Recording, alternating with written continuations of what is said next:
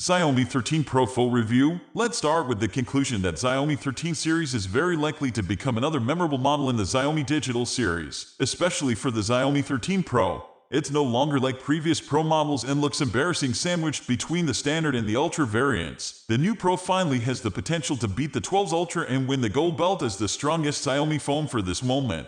Although it still looks a bit ordinary and not so Leica-like compared to the Ultra, it's not an easy task to surpass Xiaomi's heaviest product of this year. The reason we're so bullish on the Pro model is actually simple. In addition to the regular performance upgrades, the ordinary-looking camera module puts a lot of pressure on the Ultra, knowing that the camera performance is the proudest part of the Ultra model. Anyway, let's start with its design. Well, compared with the standard variant, this Xiaomi 13 Pro doesn't give us much surprise. It looks not really different from the flagships that we reviewed last few years, but Xiaomi did add something to the Pro model, such as the ceramic back cover and the bigger square camera module. But meanwhile, it also reminds us of the Xiaomi Mix 4. They both have a ceramic back cover and a square camera module. The front face is covered with an upgraded 6.67-inch AMOLED display. It's a 2K 120Hz panel that comes from Samsung, which is added with new features like high-frequency PMW dimming and higher boosted window brightness of up to 1900 nits, while manually adjustable brightness still remains at a maximum of around 530 nits, but the global brightness can go up to 1220 nits, like the Vivo X90 series. Its high-frequency PMW dimming can also offer an anti-flicker effect for eye protection. Xiaomi is still the same Xiaomi.